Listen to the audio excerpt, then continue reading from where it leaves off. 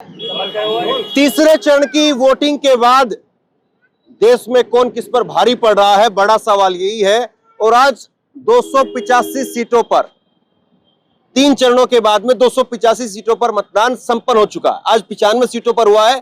कुल मिलाकर के अभी तक 285 सीटों पर वोटिंग पूरी हो चुकी है। यानी 272 का जो आंकड़ा है सरकार बनाने के लिए, एक तरह से उससे आगे अब लोग और सीटें पहुंच चुकी हैं। अब क्या होगा 2024 के लोकसभा चुनाव में, सबसे बड़ा सवाल यही है। और तीसरे चरण के मतदान के बाद किसकी हवा देश भर में दिखाई पड़ रही है, लोगों का रुझान इस बार किस तरफ जा रहा है, इंडिया गठबंधन या नरेंद्र मोदी, ये बड़ा सवाल है। तो यही जो है यहाँ पर सवाल करते हैं, इस बार किसकी जो है वो आपको लग रहा है कि सरकार बनने जा रही। 285 सीटों पर मतदान संपन्न हो चुका है। देखिए, ये डबल इंजन की जो सरकार चल रही थी, वो अब कुछ डगमगाती हुई दिखाई दे रही है। और फिरोजाबाद में जो बेरोजगारी का मुद्दा है, और जो 8 घंटे से 12 घंटे काम चल रहे हैं, उस और किसी नेता का रुझान नहीं है। ना किसी ने ऐसा कोई हम लोगों को आश्वासन दिया कि हम लोग आपकी हेल्प करेंगे।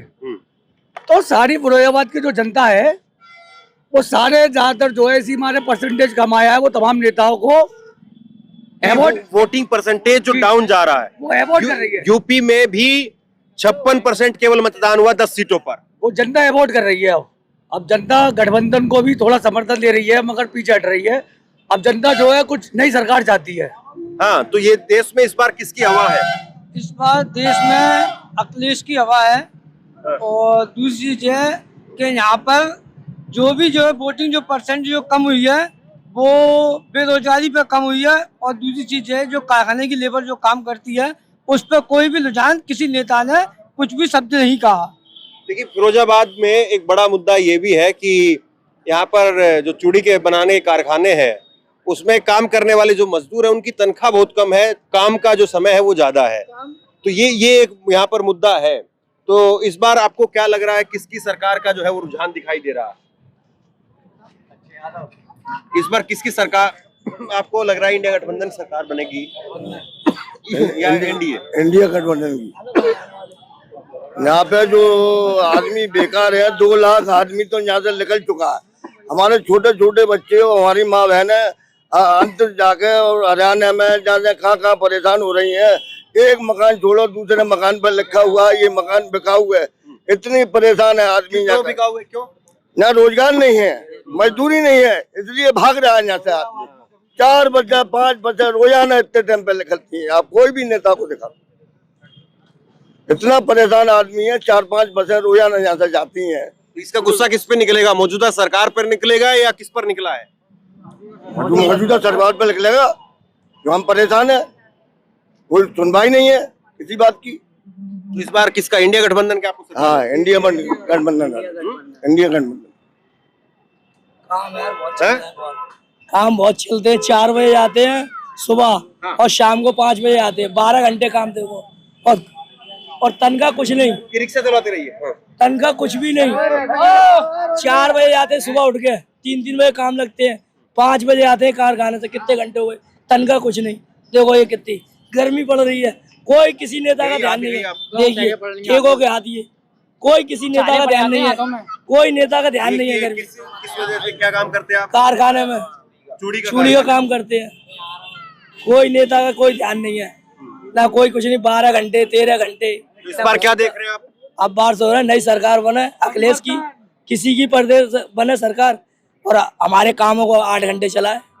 नहीं, लेकिन परिवर्तन होगा तो आपको थोड़ा पीछे हो जाइए। आपको परिवर्तन होगा तो उम्मीद है कि कुछ तस्वीर बदलेगी। बिल्कुल बदलेगी। परिवर्तन होगा तो तस्वीर बदलेगी, क्यों नहीं।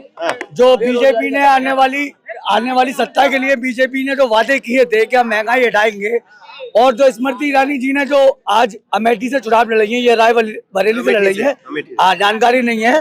वो उस जमाने में सिलेंडर सर पे लेके चल रही थी कि ये सिलेंडर जो जब 400 रुपए का आता, हम इसको 200 रुपए करवाएंगे। आज 1100 रुपए का सिलेंडर बिक रहा है। बीजेपी सिवाय मंदिर और मस्जिद के अलावा कौन सी राजनीति कर रही है, आप ये बताइए मुझे। बीजेपी सिर्फ मंदिर और मस्जिद की राजनीति कर रही है। ना तो बीजेपी का शिक्षा के खिलाफ कोई रुझान है, ना ही बेरोजगारी के खिलाफ कोई बीजेपी का प्लान है। बीजेपी ने बिल्कुल कह रहे विश्व गुरु बना रहे हैं। बिल्कुल बेकार की बात है। कोई विश्व गुरु नहीं बनने। हिंदुस्तान दिन पर दिन कर्जे में डूबता जा रहा है। और ये कोरोना वैक्सीन में तो पूरा खुल के आ चुका है पूरा मामला। जो 6-8 हजार करोड़ रुपए मुद्दा सबसे बड़ा क्या बनेगा इस बार? ये हमारे लिए तो हमें जो वैक्सीन लगी थी कोरोना काल में, उससे बड़ा मुद्दा प्रेजेंट में हमें कोई दिखाई नहीं दे रहा। और जो युवा जो हमारे हैं, जिनके लिए जो सच्चाई के लिए वादे किए गए थे बीजेपी सरकार ने, उन वादों को नकारे से एकदम ठुकरा दिया गया। तमाम हमारे बेरोजगार वर्ग जो है वो आज रिक्शा चलाने को मजबूर है, ऑटो चलाने को मजबूर है, हमारे जो युवा समाज के लोग हैं। अच्छा, आपको क्या दिख रहा है इस बार तीसरे चरण के मतदान के बाद? किसकी लहर है, किसकी सरकार बनने की उम्मीद है?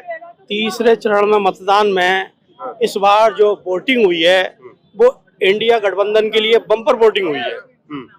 और हमें ये कैसे कह सकते हैं आप? इसलिए कि सारी पब्लिक का रुझान है। दूसरी बात, जो बेरोजगारी है, जो हम आज युवा जब बेरोजगार फिर रहे हैं, कोई काम नहीं है, शहर छोड़ने को मजबूर है, पलायन करने के लिए मजबूर है। यहाँ पे ना मजदूरी है, ना कोई वर्क है, ना कोई काम है, कोई और सरकारी नौकरियों के लिए कोई नौकरी नहीं है। इसलिए मजदूर और हम सब लोग परेशान हैं। इसलिए हम चाहते हैं कि परिवर्तन हो। तो तीसरे चरण की वोटिंग के बाद आपको किसकी सरकार दिख रही है, किसका लहर दिख रही है आपको? हाँ, आपको क्या दिख रहा है? हाँ, गठबंधन सरकार गठबंधन सरकार। क्यों? वो जो सरकार सही नहीं है। हाँ, जो सरकार सही नहीं है, जो मसला दूसरा राजनीति नहीं करती, जो मजहब का आड़ लेके अपना व्यापार करती है। इस बार गठबंधन का आपको ज्यादा रुझान दिख रहा है? हाँ, ज्यादा रुझान है, वही जीतेगी। अच्छा, वही जीतेगी। ये तीसरे चरण की वोटिंग के बाद किसका आपको रुझान दिख रहा है? यहाँ पर फैजाबाद की जो जनता थी, देश में किसकी सरकार आप चाह रहे हैं इस बार? देश में तो सारे लोग परिवर्तन ही चाह रहे हैं, क्योंकि बेरोजगारी इतनी हो गई है, महंगाई इतनी है। जितने भी युवा हैं वो सारे युवा रोजगार से परेशान है। सारे लोग अलग अलग जगहों पर जा रहे हैं, कोई मजदूरी नहीं है, कोई वो नहीं है। केवल 5 किलो राशन देकर वो ये कहना चाहते हैं कि जैसे हमारा वोट खरीद लिया गया है, जबकि 5 किलो राशन से पूरी देश की जनता को पता है कि 5 किलो राशन से क्या हो सकता है। 5 किलो राशन देने से किसी का घर नहीं चलता। 5 किलो राशन देने से केवल एक इंसान केवल पेट भर सकता है, लेकिन वो 5 किलो राशन को बनाने के लिए भी गैस की जरूरत पड़ती है। और आप देख रहे होंगे कि गैस जो है कितने आसमान पर जा गई है। जबकि 2014 में जो गैस थी, जब मोदी जी आए थे तो गैस के दाम 450 रुपए थे, और आज गैस के दाम 1100 ऊपर जा रहे हैं। आप 5 किलो अगर राशन फ्री दे रहे हो तो मेरा पूरे देश की जनता से ये सवाल है, अगर वो 5 किलो राशन के ऊपर वोट दे रहे हैं, इस बार जनता किस नाम पे वोट देगी? इस बार जनता काम पर वोट देगी, विकास पर वोट देगी। जो पार्टी विकास का दावा करेगी उसे वोट मिलेगा। क्या इस बार देश में लहर किसकी है? सपा सरकार, राहुल गांधी। आपको लग रहा है कि बिल्कुल, राहुल गांधी? निश्चित।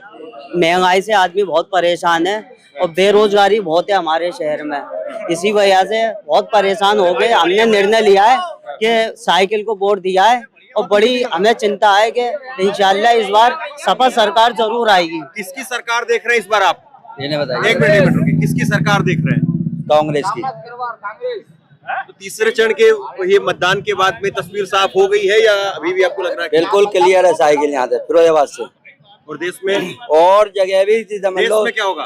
देश में इस संगठन के साथ में पूरी जो संगठन है कांग्रेस और सपा का, बाकी पार्टियों का, तो ये सत्ता में आ रही है। और मोदी जी जा रहे हैं।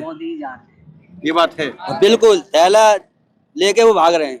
तो आपको लग रहा है कि इस बार मोदी सरकार दोबारा या नहीं इस बार? अरे भैया, अति तो परेशान है हम लोग। तो भैया हमारे लिए तो अगले तो जो गठबंधन है सरकार सही है हमारी। गठबंधन की सरकार सही है। थोड़ा इधर हो जी। हाँ।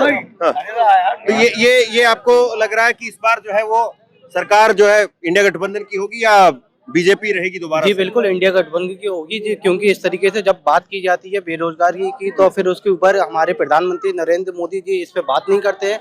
अभी फिलहाल में उन्होंने राजस्थान के अंदर अपनी जनसभा को संबोधित करते हुए उन्होंने जब भी ये बयान दिया तो कांग्रेस के ऊपर या कोई अन्य पार्टी के ऊपर, विपक्षी दलों के ऊपर इल्जाम और धर्म के अलावा और कोई दूसरी बात नहीं की है। और मंगलसूत्र वाला बयान आपको ठीक नहीं लगा? जी नहीं, क्योंकि उसकी वजह ये है क्योंकि आप क्यों डिवाइड करना चाह रहे हैं? जो यूनिटी है उसकी रीजन क्या है? और जो हमारे यहाँ फिरोजाबाद का जो माहौल चल रहा है, अल्हम्दुलिल्लाह हम लोग कहना चाहते हैं कि इस बार कोई भी कहीं भी डिवाइड नहीं हुआ। यहाँ पर एसएसपी जो समाजवादी पार्टी है वहाँ से इंशाल्लाह क्लियर होने की चांसेस है। अच्छा, तो आपको लग रहा है कि इस बार समाजवादी पार्टी यहाँ पर बाजी मारेगी? जी जी जी, क्योंकि यहाँ पे कांग्रेस और लेकिन सपा यहाँ पे जो है बीजेपी डबल इंजन में है, मोदी जी, योगी जी, तो और यहाँ पर तो जो है वो 2019 में ही सपा हार गई थी यहाँ पर।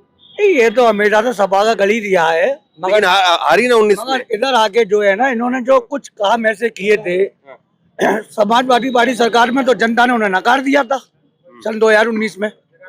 अब जनता फिर परिवर्तन की मांग कर रही है फिरोजाबाद जिले में। और गठबंधन ये 2019 में तो उलटफेर हुआ यहाँ पर, 2014 में तो सपा जीती, लेकिन 2019 में तो यहाँ पर हार गई। लेकिन अब की जीतेगी, और वजह इसकी जीतेगी वजह क्या? प्रदीप अजय और क्या, दूसरी सरकार, जो सरकार बेकार है। ये आपको लग रहा है? बीजेपी के खिलाफ कोई मुद्दा नहीं है, मुद्दे पे बात ही नहीं करती बीजेपी। क्योंकि युवा अब बेरोजगारी को खत्म करना चाहता है और परिवर्तन लाना चाहता है अपनी जिंदगियों में, क्योंकि ये पिछले 10 सालों से जो भुगतते हुए चले आ रहा है इसको खत्म करना चाहता है। नई सरकार को एक चांस देना चाहता है, अपनी रोजगारी को बढ़ाना चाहता है, अपने कारोबार को, अपनी पढ़ाई, शिक्षा को, सब चीज को तरक्कियों को देखना चाहता है। आज कोई भी मुद्दा आप उठा के देख लें, हमारे प्राइम मिनिस्टर जी या कोई भी हमारे जो बात करते हैं तो बेरोजगारी के अलावा कोई और टॉपिक पकड़ते हैं, ना कि युवाओं की नौकरियों के बारे में, ना कि युवाओं की पढ़ाई शिक्षा के बारे में, किसी चीज़ के बारे में इस चीज़ की टॉपिक ही नहीं चलता। इसलिए अब ये जो लोगों ने परिवर्तन की सोचा है वो यही सोचा है कि अब की जो सरकार बदलेगी बेरोजगारी को खत्म करेगी, रोजगार को लाएगी।